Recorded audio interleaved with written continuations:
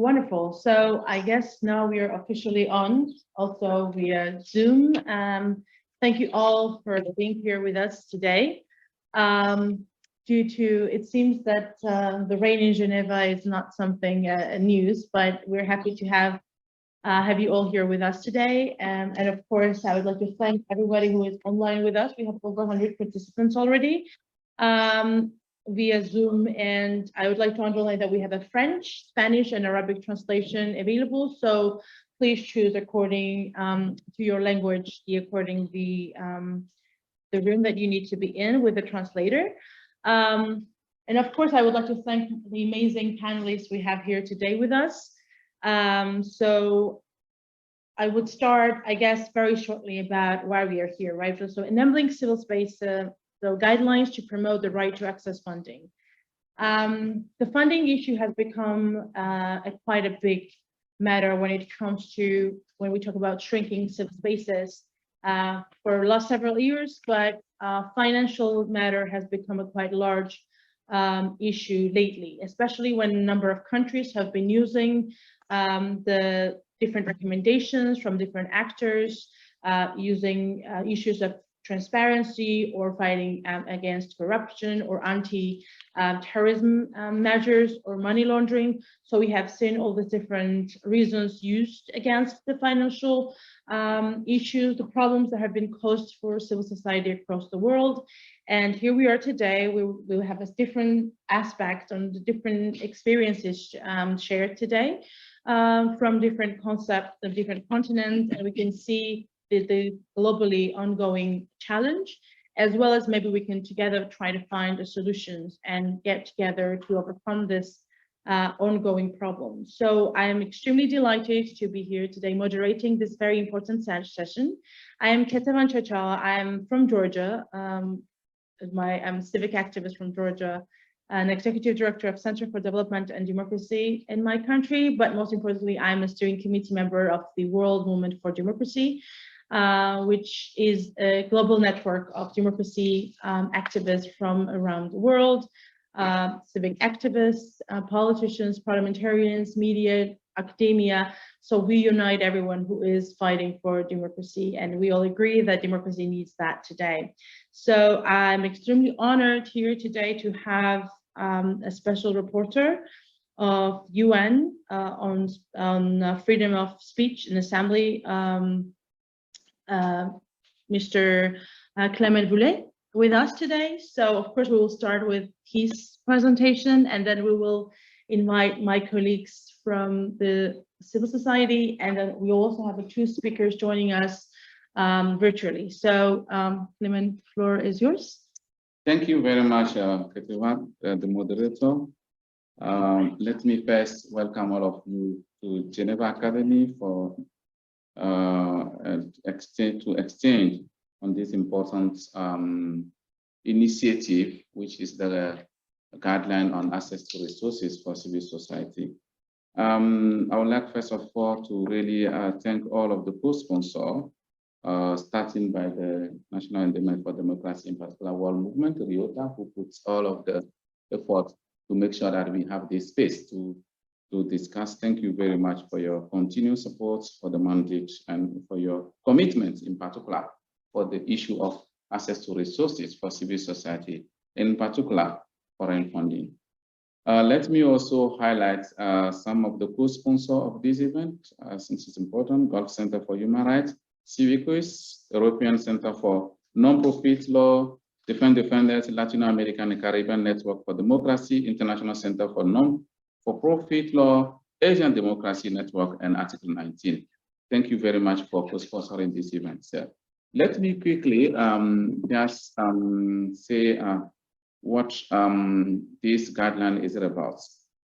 First of all, as you can see, you mentioned that currently we are really facing a challenge around the world in terms of emerging of some laws that are using many pretexts, some of them being national security, some of the pretexts is also the independence and sovereignty of the country. So we are seeing the emerging law, sometimes based on what you call a foreign agent law, linking the foreign support as interference to the national issues, or some of the laws justify their existence by the fight against terrorism or money laundering, which is the FATF regulation. And I think we will be hearing some people talking about that today.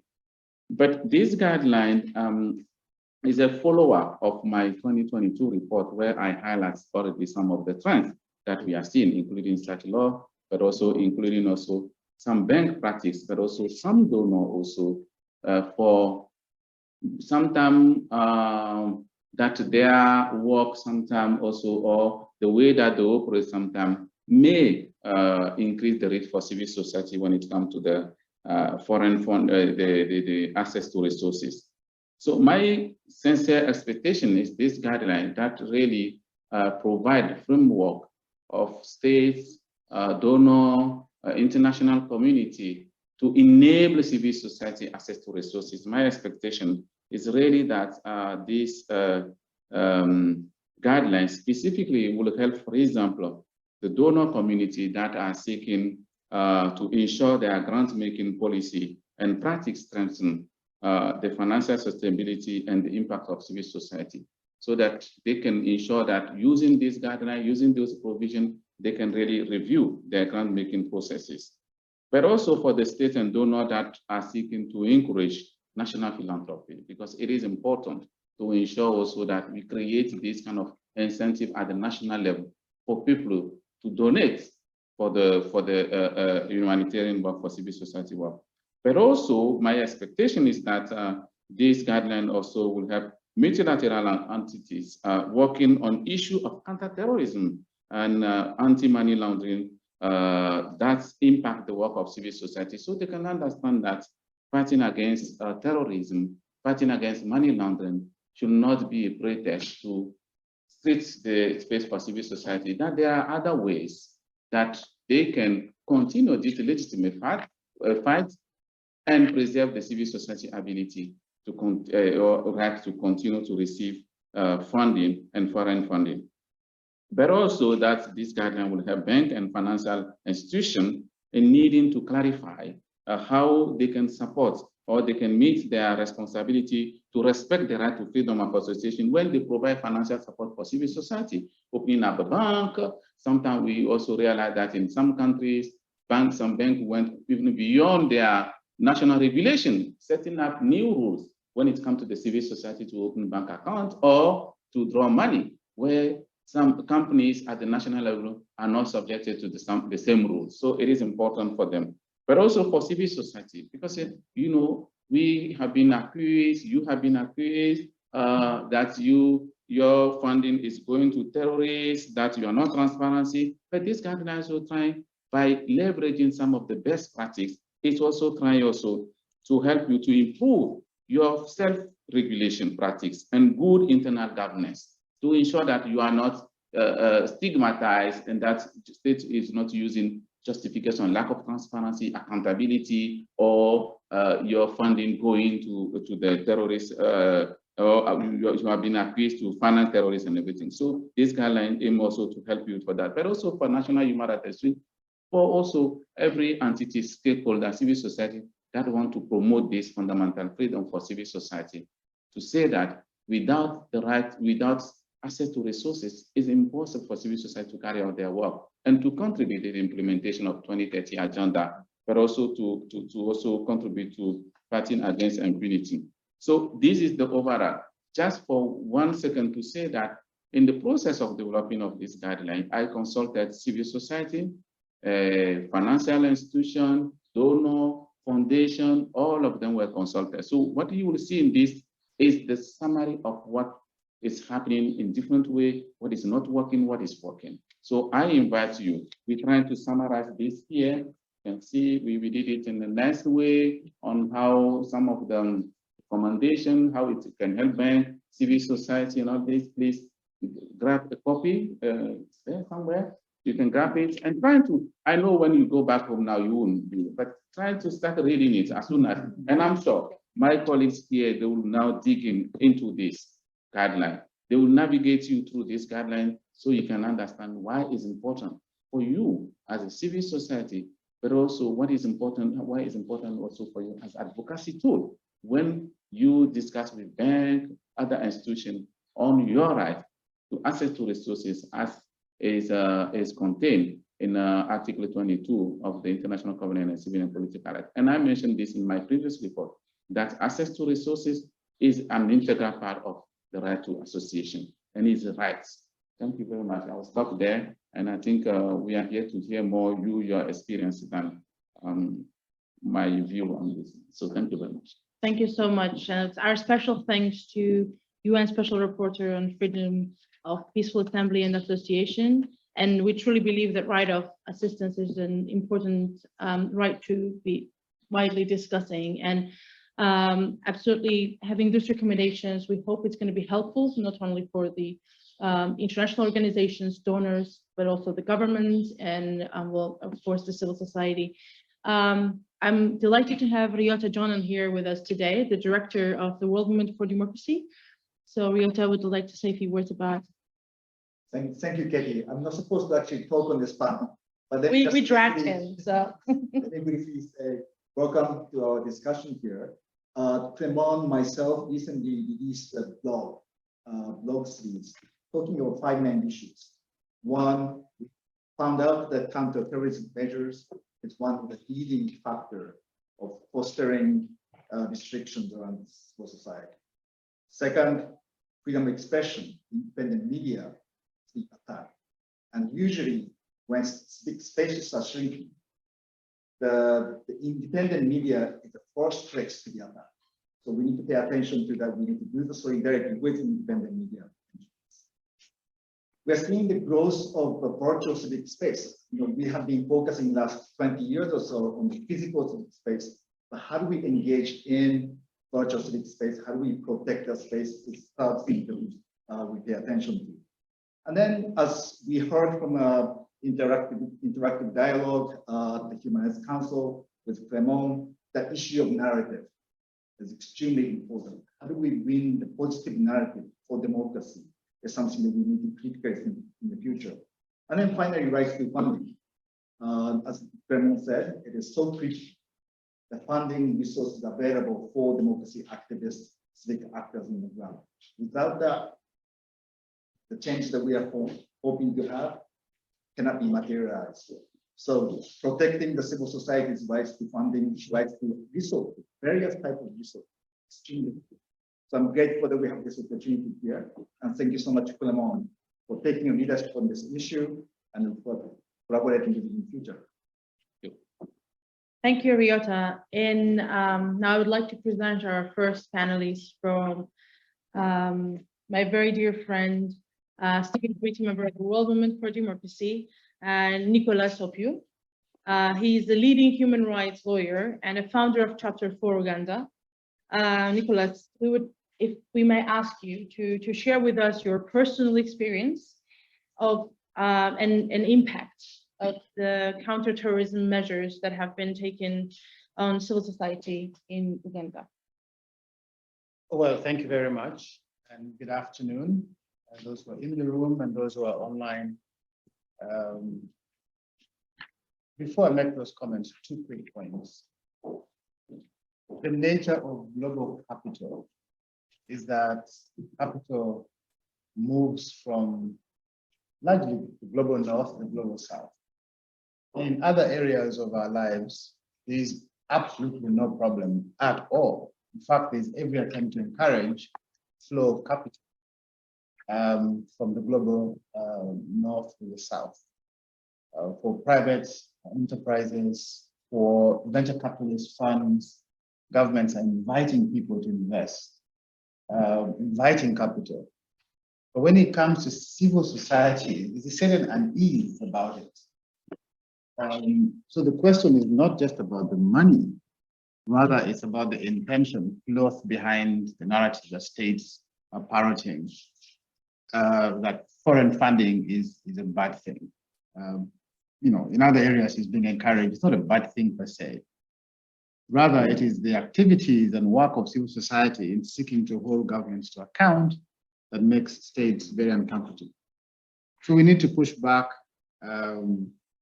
against this narrative about foreign funding and make this think, simple comparison between other sectors of society where there's every attempt to invite capital and people to invest. But when it comes to civil society and the free media, there's some unease. But that said, two things from my experience. I come from Uganda. The FATF regulations in Uganda has inspired the state to not just enact legislations, but to amend them frequently under the threat of being blacklisted or grey listed in the global financial systems. In Uganda, we passed the Anti-Terrorism Act in 2002. Between 2002 and 2008, we had amended the law, believe it, 8 times. At every time, it is not because there was a need to amend the law, but because of the threat from FATF institutions that Uganda would be grey listed or blacklisted. And that if you're grey listed or blacklisted, you will not access the global financial systems. Now, these amendments were quickly rushed through Parliament, in many cases, even without discussion. They essentially expanded the definition of terror financing to include support to any organization, whether you knew it or you didn't know, that may be involved in acts of terrorism or illicit financials. Besides the Anti-Terrorism Act, we've also enacted the Anti-Money Laundering Act, which is closely linked to the Anti-Terrorism Act, that severely limits access to resources by civil society organizations. So first, it places the civil society organization as a possible source for illicit and terror financing, and as a result imposes onerous obligation for reporting that includes declaration of source of income, declaration of purpose of income. But in practice, really what has happened is that these legislations are being used to stifle dissent. In the case of Uganda, in the middle of elections in 2021 and the months leading up to the election, we saw several civil society organizations having their accounts frozen on allegations of terror financing. You had the largest women's rights organization in the country called the Uganda Women's Network, and the Uganda National NGO Forum, a platform that brings together NGOs in the country, having their accounts just frozen. Without any due process, without hearing, you learn about the freezing of accounts after the fact. The Financial Intelligence Authority, the body that's supposed to monitor terror financing and money laundering, writes a letter. It's a 2-paragraph letter to the national prosecutor to say these organizations are involved in terror financing, freeze their accounts. So the accounts are frozen. You have no idea. You're cashing checks and checks are bouncing. And then your suppliers begin to ask you questions. What's the problem? Checks are bouncing. Then you learn after the fact that your accounts have been frozen on allegations of terror financing. And what is the activities termed terror financing? Supporting youth groups to take part in elections, supporting youth groups to be engaged in peaceful protests, supporting youth groups in slums not to be involved in acts of violence. That is what was termed terror financing. And these organizations have had their accounts frozen. For months, no salaries for individual staffers of the organizations. They're not paying taxes, they're incurring legal obligations and liabilities. In the end, essentially, the freezing of accounts is not intended to prosecute, because after a few months, these actions are really come to naught, nothing happens, your accounts are unfrozen and told, oh no, you can now go back to work. The intention is not to prosecute, because in the first place, there's no crime. The intention is to limit your participation in the national election and to inhibit your activities. In my own case, I was arrested and sent away to a maximum security prison on allegations of money laundering. Essentially, the state argued that grants we have received or have been receiving at the time, 5 years even before that that year, 2021, were proceeds of crime, accusing a reputable donor organization based outside Uganda, the American Jewish World Service, for being involved in criminal activity and then giving us the proceeds of that criminal activity. Now, it's ridiculous to think about a large organization, global organization such as the American Jewish World Service to be involved in any acts of crime. And that their grant to Chapter 4 Uganda was in fact a proceed of crime. So I was arrested, taken to jail. Again, after 9 months of begging to be tried, charges are dropped. Because the very intention in the first place was not to prosecute. There was no crime. In our case, we were involved in documenting extrajudicial killings by the Ugandan government in the run-up to the election. And nobody wanted those reports to get out. What do? Accuse us of money laundering. Instead of dealing with the organization, arrest, prosecute, intimidate the leader of the organization. And just after 9 months, say, oh, we're sorry, you lost interest in your case. There's no case here, please go home. And so anti-terror and money laundering legislations, while well-intended, in practice, in many countries, including mine, are being used for purposes not otherwise intended, stifling of civic space and the intimidation of people who are seen as mobilizing people in the country. And I think that it is important to begin to have a discussion about these regulations in light of these impacts, this life-threatening impact of this legislation, or the abuse by leaders in the global South, in my case in Uganda. And there are several other organizations in Uganda who have gone through similar processes. Accounts frozen, leaders are accused of those kinds of things because they want to impeach your integrity, impede your work, and essentially make it impossible for you to organize in the country. Lastly, the largest donor organization in the country, basket fund put together by the European countries, the Democratic Governance Facility, that was essentially the source of funding for nearly 70% of indigenous organizations across Uganda, was also closed by the Ugandan government. The accusation is involved in subversive activities. And what are these activities they call subversive? Providing funding for civil society, for independent media, providing support to people who are doing investigative reporting against the state and working on corruption. And so the point has to be made, these regulations have had far-reaching consequences over and above what they were intended and are becoming a threat to civil society organizations. Thank you very much.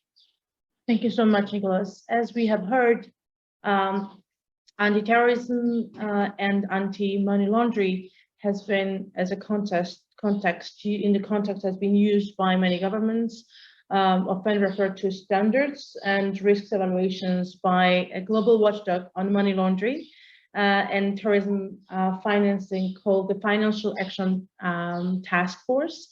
And we're extremely happy to have Claire Leger today joining us from the Secretariat.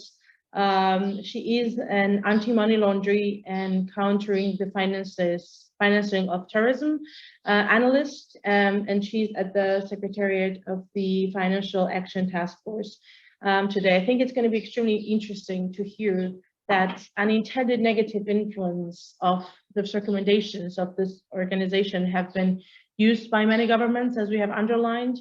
We have seen the processes in El Salvador, in Venezuela, in Zimbabwe, in Angola, and so therefore I think it's extremely important to find ways to come together and ensure that the recommendations actually are not misused and are not unintendedly having negative influences.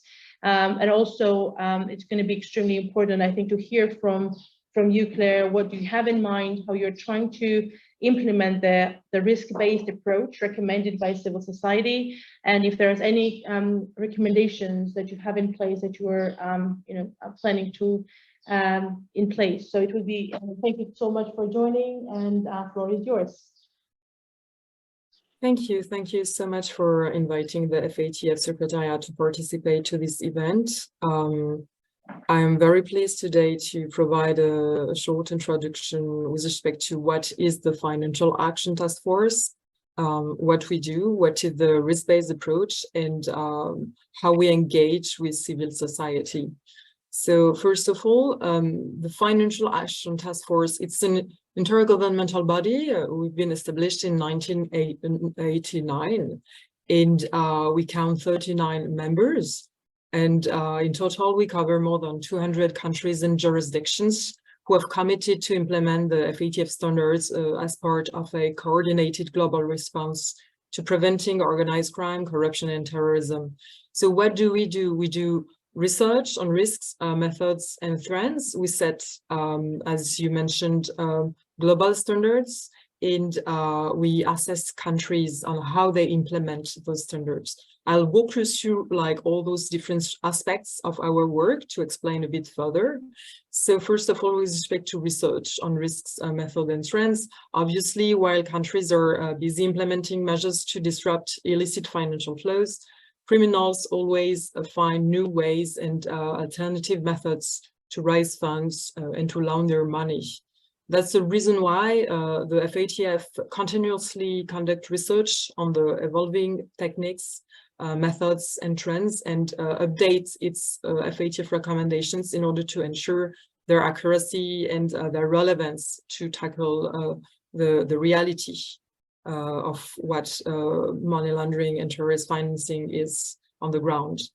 So the FATF standard set the standards and they aim at preventing money laundering and terrorist financing activities as well as the harm they cause to society. The backbone of the FATF are the 40 recommendations.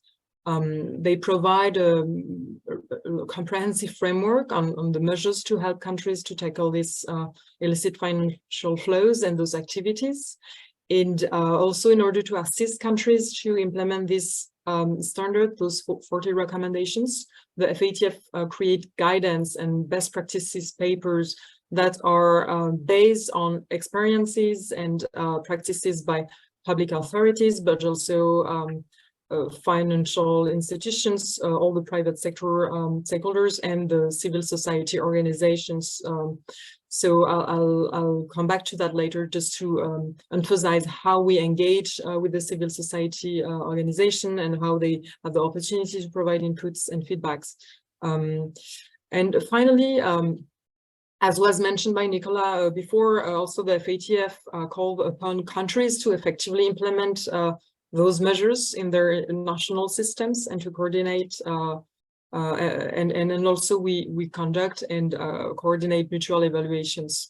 So what are those mutual evaluations? They are in-depth country reports that analyze the implementation and the effectiveness of the measures to combat money laundering, terrorist, and proliferation financing. So during these exercises of mutual evaluation that are peer reviews, the assessed country will have to demonstrate that it has an effective framework to protect the financial systems from abuse. Obviously, the countries have diverse legal, administrative, and operational framework and different financial systems. They have to adapt those recommendations to their particular circumstances. So that's how and why this principle of the risk-based approach is at the cornerstone of the FATF recommendations. This is one of the key requirements of the FATF recommendations for the countries to identify, assess, and understand money laundering and terrorist financing risks they are exposed to.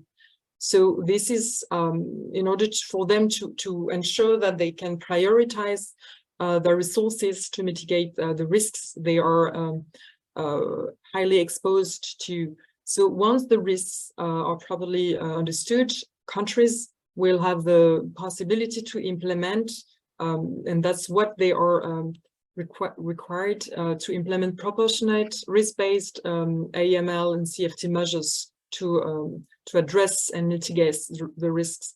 So this risk-based approach is very crucial in order to ensure effective implementation of the standards.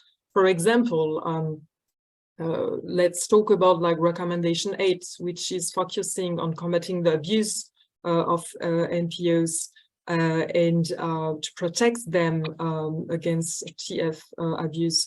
So in order to properly implement recommendation 8, countries should, as a prerequisite, use all relevant sources of information to identify, first of all, the NPOs to which this recommendation apply, and also to identify the nature of terrorist financing risks posed to their NPO sector. I won't say too much about it because Emile van der Dus de Villebois, who is the project lead for this FATF project, will be discussing more in detail, but I just wanted to illustrate how the risk-based approach is crucial and fundamental to any recommendation, and particularly to this proper implementation of recommendation 8. So it's vital that the efforts of the countries to identify NPOs and assess TF risks include the NPO community engagement, and that's emphasized further in the revised best practice paper that we've issued yesterday for external consultation. So let me come to how the FATF Secretariat engaged with the civil society. Over the last years, the FATF has been working to strengthen and build an open, transparent, and ongoing engagement and dialogue with the civil society stakeholders in various aspects of its work. This has been like pretty much led by the presidency and the vice presidency of the Financial Action Task Force, and the dialogue take place during different opportunities, such as like every time like we revise the standards or like the guidance, or even in the context of the mutual evaluation, or every year we have this private sector consultative forum that also provide an opportunity to engage, to update the civil society on our ongoing projects, to receive and collect their views. So that's absolutely crucial to create a space to allow exchanges with the civil society organization in order to understand further what are like the key issues for them, and particularly with respect to the unintended consequences of the implementation of the standard that had been mentioned before by Nicolas. So notably, over the last years, we've heard concerns from the UN and from the civil society regarding consequences of the implementation of several recommendations, but particularly recommendation 8. So that's the reason why we have started in 2020 the Unintended Consequences project. And that project was focusing on under-targeting of NPOs, on de-risking, and the first aspect of the step of this project was to conduct a stocktake of the extent and scope of those unintended consequences. And the report has underlined a persistence of significant issues regarding the targeted, proportionate, and risk-based implementation of R8 requirement, which cause like unduly disruption and discouragement of legitimate NPOs activities. So, to cite some of them, like measures reported to have been applied to NPOs include intrusive supervision of NPOs without any consideration of risks, restrictions on NPOs' access to funding and bank accounts, and also forced dissolution, deregistration, expulsion of NPOs in the name of FATF compliance. Obviously, the FATF took steps in order to address those issues. We've identified originally 23 options to address them, from revising the standards, revising the methodology, the procedure, setting trainings, and awareness raising activities. The first activity that the FATF decided to start with was the NPO project. So in June 2022, the FATF started projects to consider amending recommendation 8 and of the FATF standards and their interpretative note in order to ensure that requirements are fully clear to countries, and also ensure that the best practice paper provide accurate good practices, but also examples of misapplication. And Emil will tell you more about that in his intervention. So just to emphasize that this project and other project has benefited a lot from contributions made by civil society, including the Global NPO Coalition and individual civil society organizations. We've launched, for example, a questionnaire to make sure that we are aware of the concerns and of the practices as well of the civil society organizations. And we received like a fair input of an amount of inputs. And that has been greatly appreciated, and we continue to engage with the civil society as much as we can. For instance, we've just launched, as I mentioned before, yesterday, the draft for external consultation, and we would very much welcome to receive inputs from the civil society organizations and any interested stakeholders on the draft of the updated recommendation 8, as well as the best practice paper. So thank you very much. Yeah, Claire. that's it for me. Thank you for very interesting input. And I think it's really important to hear from you. As you can see, we have a room full of guests, as well as we have over 120 participants online. So if you would be able to stay with us and maybe hear the questions, and for Q&A session, it would be very useful as well. I think Mr. Emil van der Doos had a very good presentation already from Claire's side. So I think we can just right away jump on and let's talk about what is actually the original recommendation 8, and how you envisage to implement it with engagement of a civil society. If there are any good practices that you would like to share with us, we're more than happy to hear from you. So floor is yours. Thank you very much, and a pleasure to be with you all this afternoon. Yes, I think the reason that we're talking about this issue is all about, as Ryota and Nicholas have said previously, is all because of the narrative that underlies recommendation 8 and the original wording. And you asked me what was the original recommendation 8? How did it read? And it doesn't read so anymore, but it did when it was adopted. And I think it's important to go back to that moment, because it was adopted in October 2001, shortly after 9/11, and it is possibly not totally surprising that in the wake of 9/11, one is maybe less careful about the language one uses in adopting standards like this. And so the original language of recommendation 8 was: countries should review the adequacy of laws related to entities that can be abused for financing of terrorism. And now comes the important point: non-profit organizations are particularly vulnerable.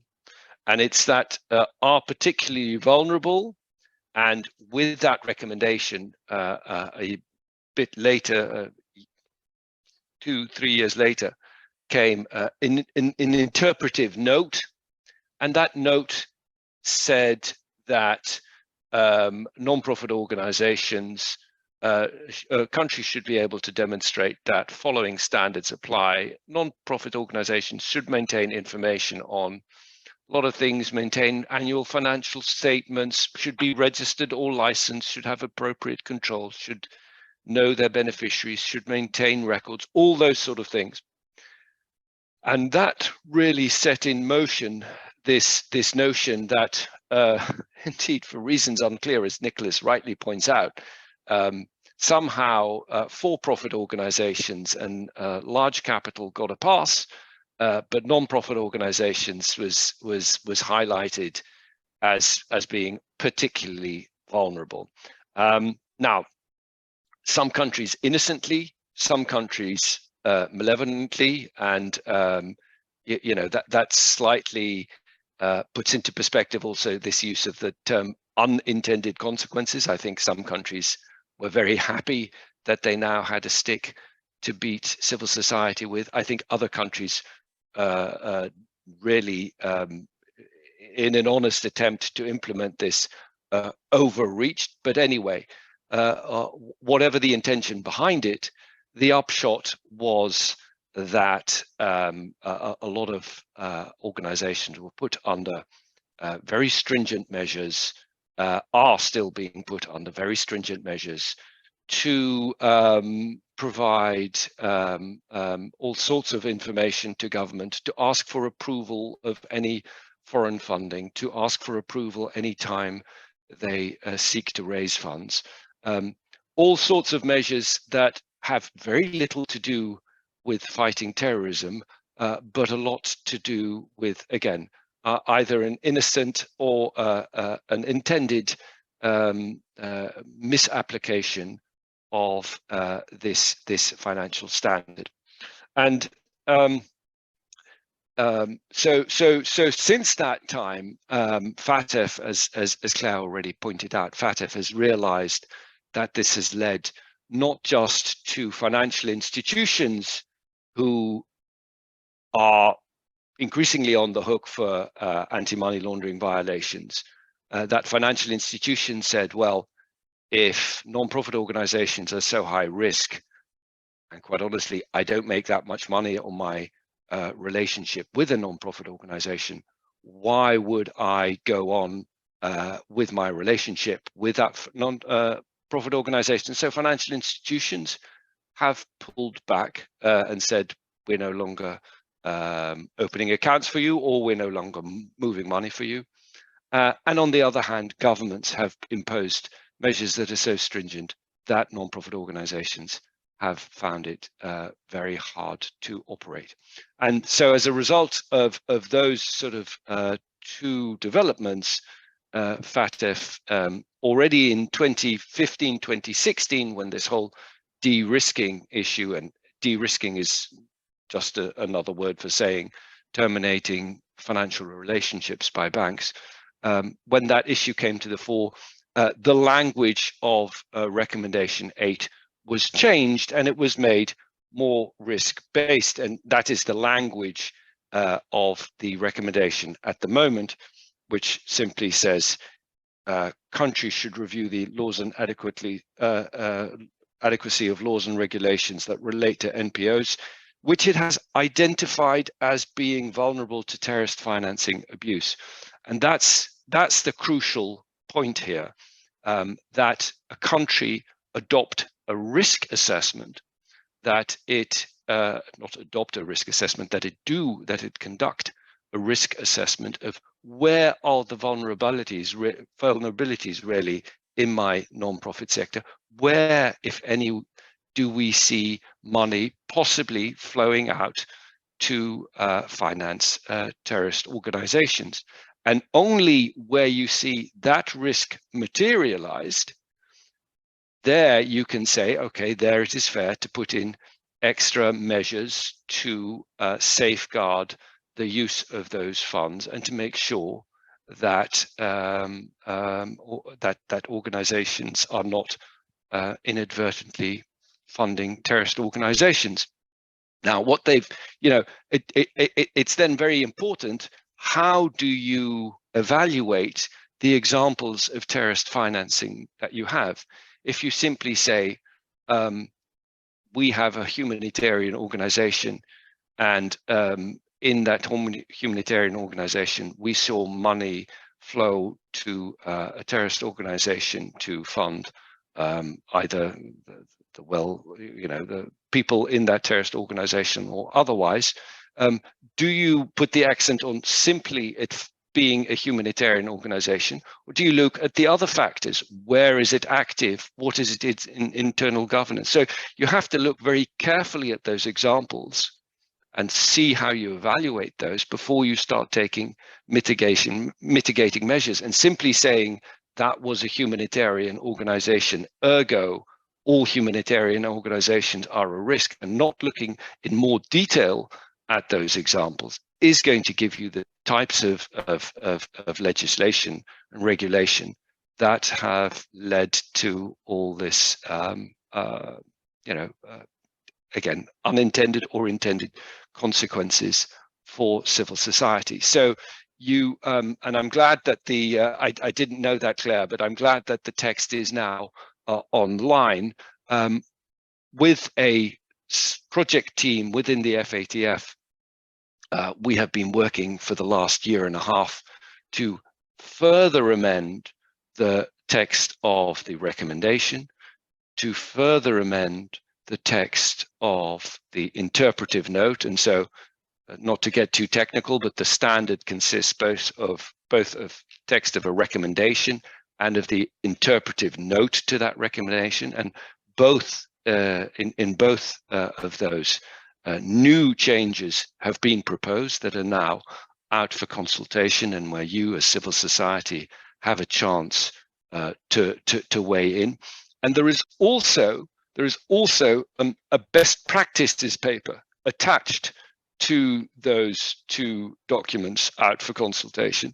And that best practices paper, very unusually for the FATF, also includes bad practices, precisely because we have seen so many bad practices and we want to call them out, and we think it's important. So I think in all the other best practices papers that the FATF has issued so far, you will only see, as the title suggests, best practices. This is a bit of a different animal. This is a best practices paper with both best practices, and I'll say a few more words about those best practices, but also of bad practices. And one of the bad practices that we're calling out, and that I know is relevant to Uganda as well, is the issue of non-profit organizations having been designated as reporting institutions for the purposes of anti-money laundering and countering the financing of terrorism. It was never the intention that, like for instance, a bank or another financial institution, where a bank has an obligation to conduct due diligence of its customers, and if it sees something suspicious, it must report that to the FIU. It was never the intention that an NPO be treated in that way, yet a lot of countries have done that. In this best practices paper, you will see an explicit reference to the fact that that is a bad practice, and that was never intended. So all of this is sort of a way of trying to make the standard more risk-based, to ask countries first and foremost, before you do anything, before you engage with your non-profit sector, engage with your civil society sector, and do the risk assessment together. Look together at where might this sector be vulnerable. And another thing that you will see in this consultation document that was published yesterday is an emphasis on low risk. There will be a lot of entities that you have identified as, and I won't get into too much detail, but the way that FATF identifies an NPO is different from how an NPO is typically defined. FATF has a much narrower definition of what constitutes an NPO, because it says it is an entity that primarily engages in the collection or distribution of funds. So a lot of organizations already fall outside of that purview. But even within that realm of FATF-defined NPOs, look at which are the higher risk and which are the lower risk. And for those lower risk NPOs, you probably don't need to do much more than outreach, keeping them informed, monitoring periodically, but otherwise they can go their merry way, and there is no reason for FATF to intervene in that. So in terms of best practices, that the collaboration between government, the non-profit sector, and I might add also the financial sector, because of these de-risking problems that I mentioned earlier, in the form of multi-stakeholder dialogues that many countries, at least in Europe that I am aware of, have initiated to have that sort of tripartite financial sector, civil society sector, government dialogue. And in that context also conduct the national risk assessment and identify where are our vulnerabilities, and only apply measures to those non-profit, to that part of the non-profit sector that has been identified as medium or high risk, and otherwise basically leave alone and raise awareness. That, I think, is crucial. And I think, you know, the proof of the pudding will be, Claire mentioned earlier the evaluation process, and I think the proof of the pudding will be once we start, once FATF and the FATF style regional bodies start evaluating countries against this revised standards, that they also zero in on the question of, is this country applying the measures under recommendation 8 in a risk-based way, and calling it out when there is overreach, and paying more attention to that. So that by way of reflection, and I'm happy to take questions later. Thank you. Back to you, Alyssa. Thank you very much for your input. And I think, especially now going to our next speaker, I think it's extremely important to understand that in many countries where these problems have been seen, it's usually the problem of engaging civil society in discussions, right? It's a problem of engaging civil society in risk assessment or writing reports together, because if you have that type of engagement, if you have that partnership, usually you would not need also external stakeholders to engage with you inside the country to solve certain problems. And therefore, I can say from my side, as coming from Georgia, as I mentioned, we have succeeded a few months ago with our street protest, but also I would like to thank everyone, our international partners and friends who have actively worked and helped us and to overcome the so-called foreign agents law initiative in Georgia, in Georgian parliament. And I think the biggest achievement of that process was to see the importance of getting together. So we have seen the importance of consolidation inside the country, from usually so-called unusual suspects, from wider public engagement to our international friends and partners at UN level, to all the international organizations and governments. So basically, that's how we managed to push back so-called US law, but in reality, with the full its essence, it was a Russian law, and it was against the civil society, and it was against the engagement. So I think that therefore it's extremely important when we bring in some recommendations that can be misinterpreted, and we have seen countries where this has been done, and also in the chat I have seen several questions actually asked about it. I think in our Q&A session we can address that. The specifics when NGOs were not actually able to participate in evaluation processes. So what can we do there? And we have seen exactly in that countries things go wrong, where this is a limited opportunity for civil society. But our next speaker is joining us from Kyrgyzstan. As you know, Kyrgyzstan is now ongoing. There's a second attempt of adopting the draft law on foreign agents in the parliament. I guess we can say there is a small win there, but because they have stopped discussing the law at this moment and it has been postponed.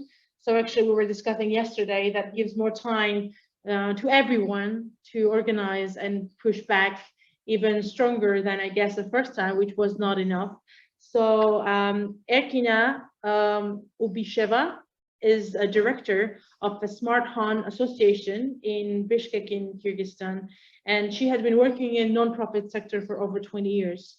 So I think it's extremely important to hear from you what you have to share with us today, especially in the context of the ongoing problems.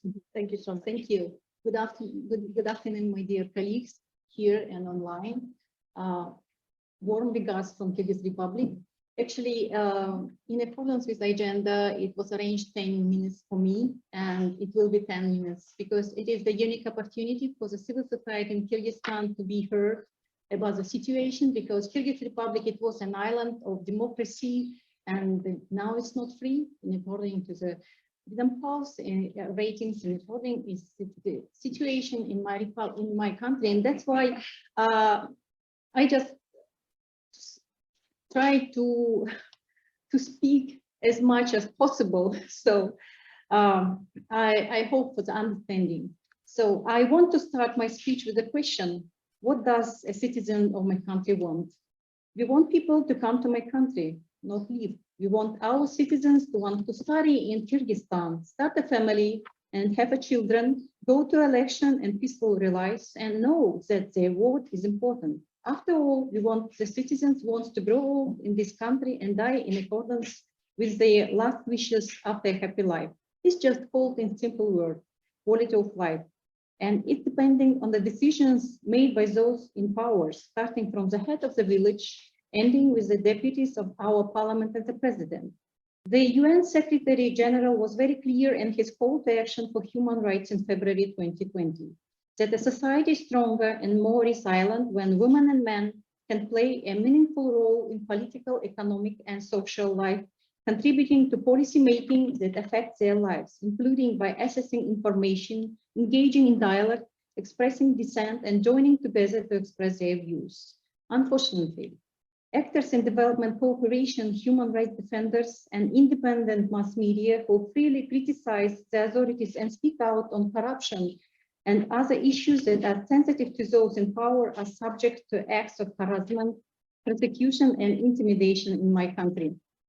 Here is some background on what has been happening in my country in Kyrgyzstan.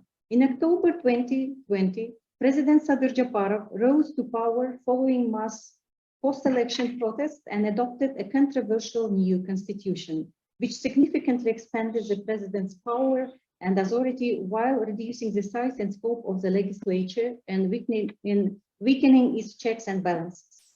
On 23 to 24 October 2022, Kyrgyzstan's law enforcement authorities arrested close to 30 people, among whom are civil society activists, journalists, bloggers, and human rights defenders, among them 6 women. They have all criticized a government-negotiated draft agreement with Uzbekistan on the demarcation of parts of the border between the two countries, which have previously been undelimited. The mass arrests were marked by numerous procedural violations as documented by the Ombudsperson's Office and international and national human rights organizations. The Ministry of Interior of the Kyrgyz Republic has claimed that those under investigation were involved in preparing and organizing riots and at the illegal seizure of power, although they are only known to have peacefully expressed their opposition to the draft border agreement, demanded transparency of decision-making process on this issue, and peacefully associated with others to challenge the government plans for Kemperabad. So it's well known as Kemperabad issues. In addition, the government has introduced legislation to restrict civic space in my country. There is a new law on the protection against false information that allows authorities to arbitrarily block access to online resources, and outspoken bloggers have been summoned, warned, and in some cases prosecuted under vaguely worded criminal law provisions for allegedly distributing false information on social media. 2 years ago, our government introduced new unjustified and discriminatory financial reporting scheme for non-for-profit organizations. To date, we are seriously concerned about the recently initiated new discriminatory draft law on mass media and the Russian-style draft law on foreign representatives, currently under the consideration in our parliament.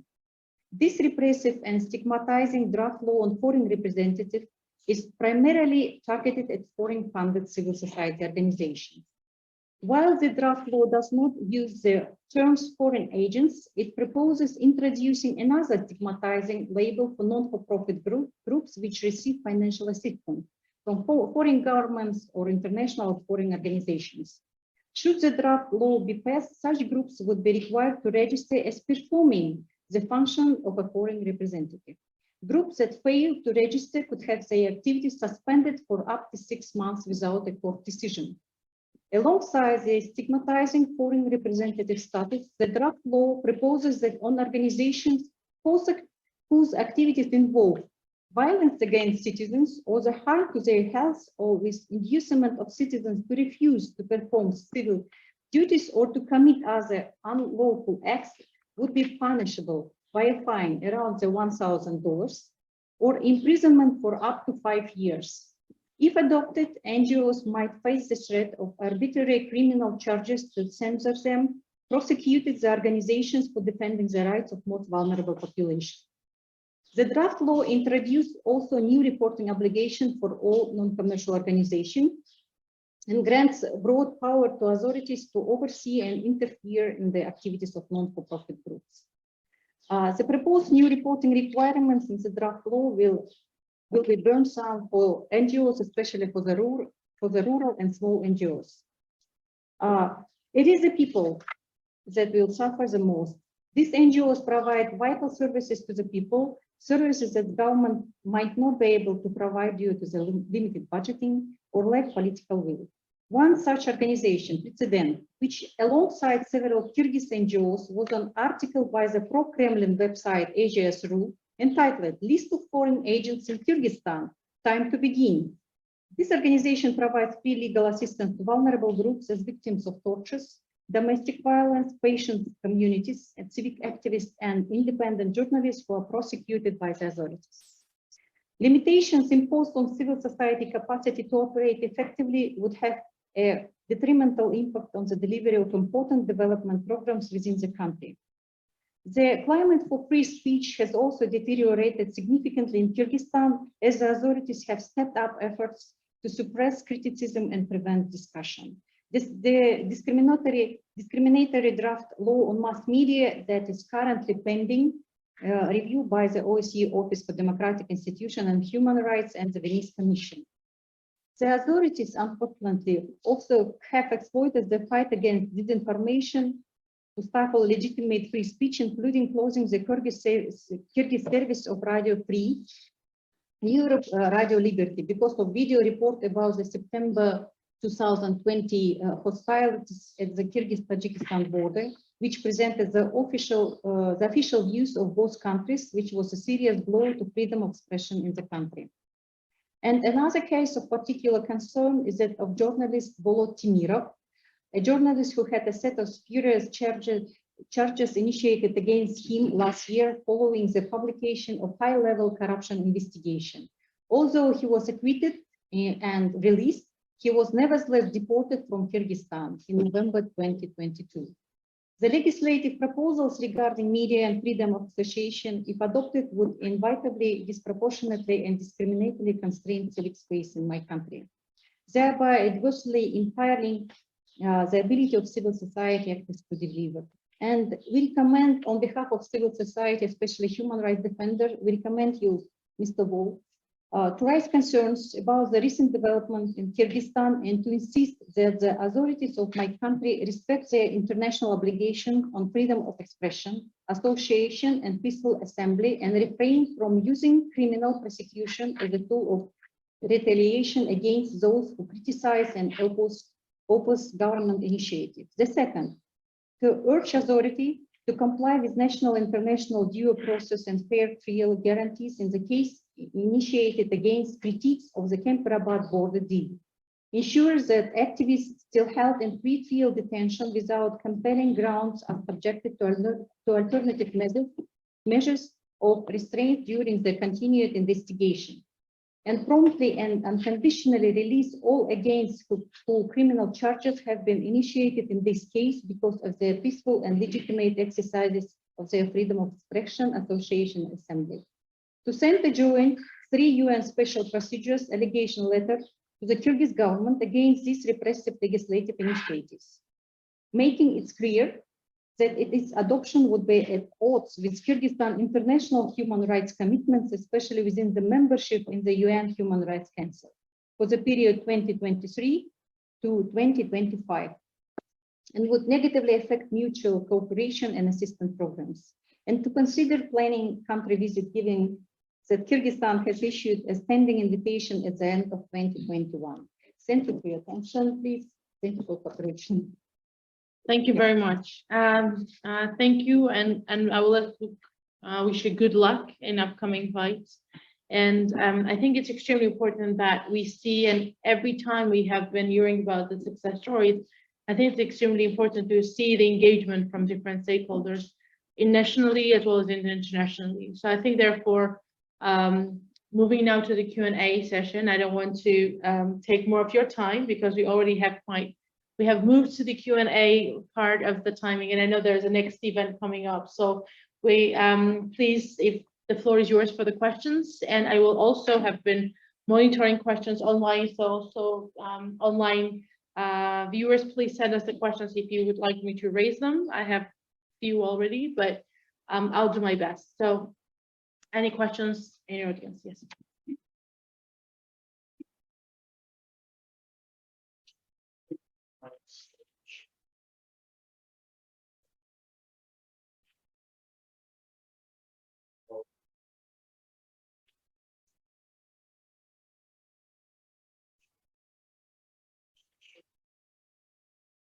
Question to FATF really, someone mentioned, I think that was there with regard to recommendations, NGOs in some recommendations on how to do this recommendation number 8.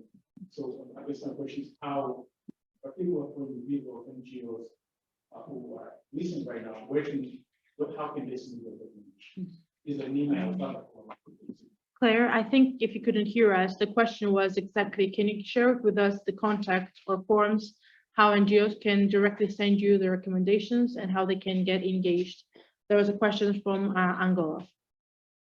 Hi, thank you. Yeah, I wasn't able to hear the question, but that's why I repeated because of the microphone. Yeah, for sure. So yeah, I'll be happy to share any information with respect to how to provide written comments to the FATF Secretariat regarding specific country cases or specific misapplication of the FATF standards, or also input for mutual evaluation. If we can get the contact, I think we'll be happy to share with all the registered guests, because also online there was a question from Venezuela, actually on the same aspect about how, you know, the lack of opportunity to be directly engaged. There was a second question, right? So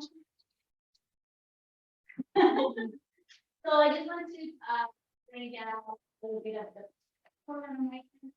So I don't know if you is aware that in previous March that Inter-American Jurisdictional Committee released a declaration principle about the creation, functioning, financing, and inclusion of a non-profit in the continent. And there are 12 principles, but from those principles, 3 are explicitly focused on financing, which is like very important because the continent's situation in which both anti-terrorism laws and measures and the external funding. I need to ask you to move closer because it seems the translators cannot hear. I'm sorry. Yeah, please just join me here. Yeah. Sorry. No, sorry for the people here that I have to repeat, but in the Latin American continent, the Inter-American Commission of Juridical Affairs, they just they released last March declaration of principles for non-profits creation, dissolution, functioning, and financing. And there are 12 principles, but 3 of them have specifically focused on finance of NGOs and non-profit. That this is very important because also in the continent, the foreign affairs laws and the restrictions on money laundering and anti-terrorism heavily affects civil society. But I just want to mention, well, I can give us Riotas or you the link so it can be shared with all the people who is here. But there are 2 specific points that I would like to raise in regarding, well, something that I didn't hear in the discussion. One is that the principle 7 that is focused in freedom to search and use resources, it's also kind of giving to the governments in the continent to help the organizations, so to allow organizations to use different funding and have the capacity to actually produce their own fundings without changing the legal status, which is something that's very important because sometimes civil society in several countries in Latin America cannot actually provide or different services or get different funding from service provision, for example, because they have the risk of being changed as the legal status from non-profit to profit. So this is something that could be interesting also to just to study for the other regions. And I was very puzzled about the situation that was mentioned by one of the panelists regarding how in some countries some organizations are being involved in the whole process of trying to follow up or get information from the organizations to comply with the anti-terrorism laws, because then Principle 9 of the Inter-American Principles that were released actually makes a very interesting point regarding our civil society that wants to do follow-up on the public investments, on the public funding.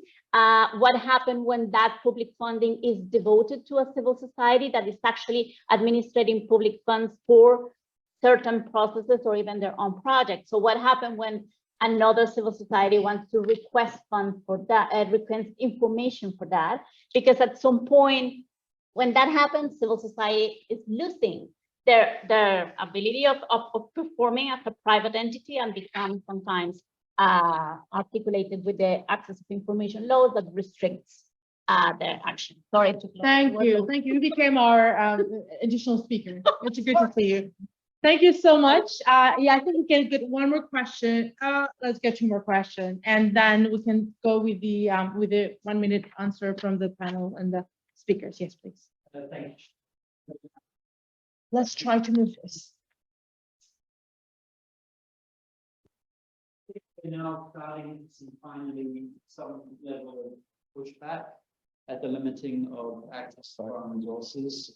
We had, of course, the Special Rapporteur's groundbreaking report at the 50th session.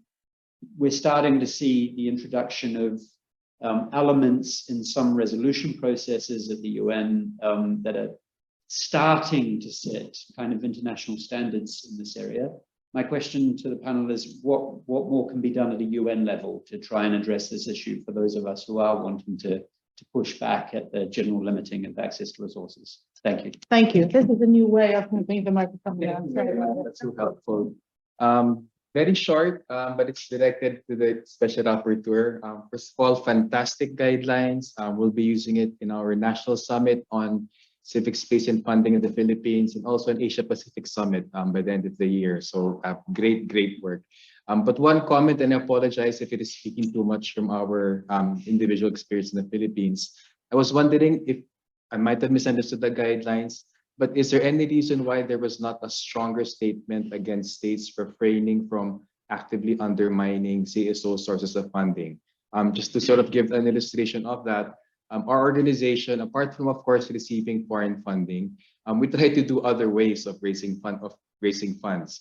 For instance, we do sell textbooks to schools, and the national security forces have gone to the schools who have been buying our textbooks and then saying these are promoting extremism and should not be bought.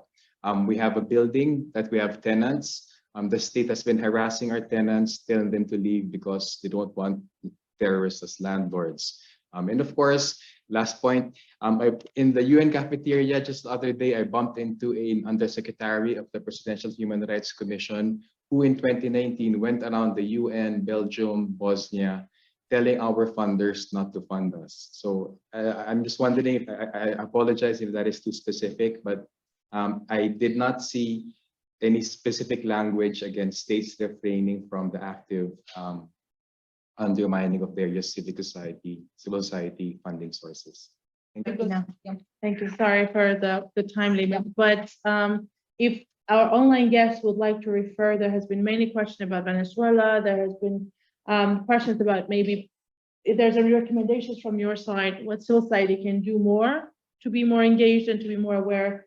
there were basically mainly two issues, I think, that were raised from on your side, if you would like to share with us. Hello, yeah, sorry, I would be happy to start if that's fine, and apologies, we couldn't hear before the sound was cut for a moment.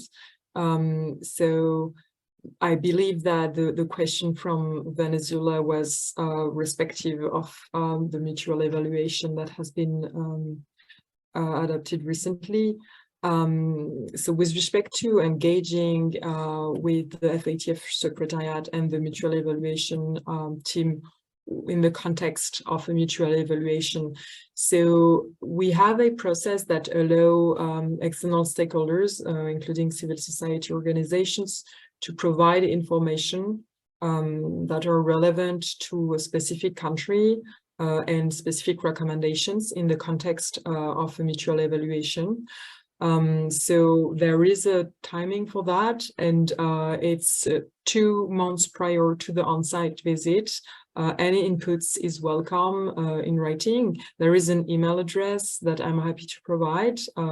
And of course, indeed, during the on-site visit, we usually meet with civil society organization, and that's most of the time decided in coordination with the assessed country, but there is room to have specific stakeholders. So one suggestion would be prior to any upcoming mutual evaluation, we have like the global assessment calendar is available on the FATF website to provide written information with respect to a specific case or with respect to the willingness to meet with the assessment team when they come to the country in order to arrange that in coordination with the assessed country and the assessment team. Now, with respect to the recent assessment that has been adopted, so Venezuela is a member of the Caribbean financial action task, financial secretariats. So we have like 9 FSLBs. They are like local secretariats that are in charge of coordinating the assessment of the members. As I mentioned before, FATF Secretariat counts 39 members, and we cover like 200 countries in the world who have committed to be compliant with the FATF standards. The countries are members of FATF-style regional bodies, and Venezuela is a member of the Caribbean regional body. So just to answer, it has been assessed by this body recently, and I understand that there has been some issues identified with respect to recommendation 8 implementation that do not lead automatically to the listing of the country, because gray listing is a result of more strategic big deficiencies, and it depends on not only one compliance or misapplication. It's high level deficiencies that are resulting on gray listing. So I hope I answer the question. Thank you very much. And in chat, basically on the Zoom participants, it seems that has been quite an issue for many representatives of civil society. There have questions from Zimbabwe, I mentioned Venezuela, there has been a few others who have been underlining the importance of opportunity to be able to get more engaged with FATF. And I think this could be something very important. And I think there's something that to look into more in details, because we can clearly see the misinterpretation of the recommendations on the ground. I think now would you like to say final words, and then we move to the closing, and then we can discuss the rest of the questions. I think it's a better question. I don't take my time. Question. Yeah, but I think that maybe we can refer to that because we're already over time and the next event is coming up. So therefore we can refer to that. But do you would like to say a few words to close it, or? I can just close in 1 minute to say the UN must not look at itself as immune from this abuse. The case from Uganda, you know that the UN Human Rights Country Office has had to close. And part of the basis for this was accusations that were involved in subversive activities, namely working with civil society. So the UN is also, and these agencies are going to be victims of this as much as civil society are. And I think the UN must stand up to this. The question is when, because the UN tends to be like an elephant. It takes a lot of time to turn. People are bleeding. Organizations are closing. Spaces are closing. A culture of repression is building. The time to act is now. And if you allow countries like Uganda to just stand up and close the UN country human rights office without consequence, other people are going to follow. If you allow Magufuli to expel UN agency heads like they did in the past without consequences, it's just going to continue. So I think it's time for you to stand up strongly and boldly today. It has to stop. Thank you. Thank you very much. I have been in contact with the media. Would you like to say a few closing remarks before we move to the closing?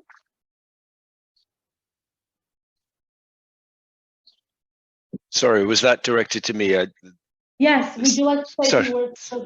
Sorry, yes. I just wanted to add that civil society organizations should be aware of the global NPO coalition on FATF, which you know is an ever-growing coalition, and I know a lot of earlier concerns of civil society organizations have been directed to the FATF through that coalition, and I think it's been a very useful interlocutor, also in providing sort of intelligence on the ground for us as World Bank when we do our work with countries to find out what's going on. So that's another sort of avenue to be aware of. Thank you. Thank you very much. Thank you all for being with us. And I would like to thank also the participants virtually being with us.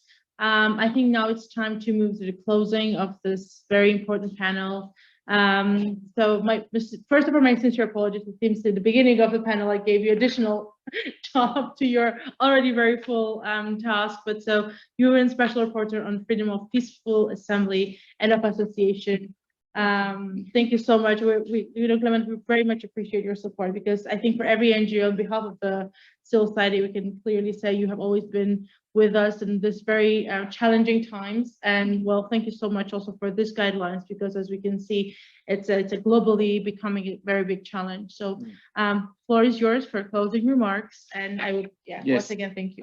Thank you very much, Ketiva, for the really important very well done and how do you say that? Very well facilitation. Let's say that, because I think we try in a few times to really capture what the importance of this guideline and its content. So one of I think the specific question that, and I agree with you when we talk about the Human Rights Council in terms of what the council should be doing. But also another thing I would like to add for your what you already mentioned is that it is important for the Human Rights Council to try through resolution to see the access to resources as a right, but not as something that states will allow or not allow, you know, because it is clear under the International Covenant on Civil and Political Rights, but that the right to association, the right to form an association is to defend an interest. It can be group, and you cannot defend this interest without means. So the right to the access to resources is not just about possibility of states. No, is it a right? And we have to reemphasize that, and the council need to do that, because I know currently that some state is opposing when I present my report and say that no, this should be an ability, states will do it, or we have to look at it, but that is not right. But it is. And we show through these guidelines, so we're trying to show that the right, this is a right that is essential part of the right to association. The second thing you asked me about the statement, in my report, in my 2022 report, I already highlight strong statement in relation to the some of the country, including those countries, for example, that because of measure taken in a third country, they also implement such regulation to prevent civil society access to funding. We know about the Palestinian issue, for example, and how because of them being stigmatized in Israel to be terrorists, we know that there is tentative for some banks to implement those rules. So it is important. And I think since this was a guideline, I didn't think that it was you will only understand this guideline if you read it with the report. You need the necessity to have these tool documents, which are important as an advocacy tool for you. And I want also to say that Angola, Kyrgyzstan, Uganda, but Zimbabwe, all of these countries are currently in my radar. And every time that I send some letter to the country, because they use, they abuse the recommendation of our FATF, I already share it with the FATF secretariat to know that I have concern about that, because I know they are also trying their ultimate to ensure that states is not abusing about this recommendation. And I want also to say to say that for me, it's important next step. This guideline should not be, again, another type of guideline, because this is about what is happening now. If we don't do it, first, I think civil society will disappear on all the spaces, because without access to resources, you won't be able to come here. You wouldn't be able to participate to the UN, even if the space is there, but you do not have resources. We know it also to prevent that, because the fact that some states are adopting those legislation, it also creates this type of reluctance of some country to fund civil society, because you don't want your relation with another country to be seen like you are funding terrorist group. So we have to use this guideline to advocate in our country at the judicial level, at the parliamentary level, showing them that this is the right for civil society to access, and to use also some of these arguments that I put forward in many years, that we need to show countries that whenever our right to access to resources is restricted, it's not just it's not us who feel the impact. It's also the community that we are protecting. It's also those communities that those women that we offer access to justice, they are not able to report on violence against women. So all of those things, we need to put it and ensure and show our countries that access to resources is about civil society being able to contribute to the development, to contribute to the improvement of the policy in the country. And also let me, before ending, to thank also some of the people that also contribute to this, and I already thank the co-sponsor. I would like also to thank here Ona Flores, who is one of our consultants to take this forward, but also Ned for helping, for review, many donors that contribute, from the written contribute, civil society sending the written contribute, which we have to. And also thank all my team that are here for their wonderful work to really get this out here today for you. And I hope that this guideline will not sleep on your drawer and other places. It is important. And for me, the next step is that I will be meeting with funders. I already have some meeting planned with some governments, Jordan, Uganda. When I was there, some Ministry of Foreign Affairs asking me if I can send them something. This is what I will be using to discuss with them. And I will be meeting a bank, foundation, and all of those entities to try to see how we can implement this provision, how we can use some of this provision. This is not for me. This is for what civil society donors themselves and some countries mention as important to enable civil society to access to resources, to ensure that these rights is effectively enjoyed by civil society to prevent, and in order to prevent the pushback of democracy. Because if you don't have civil society active more because they are lacking funding, they are lacking foreign funding, then democracy is in danger. Thank you very much for giving myself also the opportunity to present this guideline, but also giving me opportunity to hear you again and to reinforce also what is in this guideline. Thank you very much. Thank you.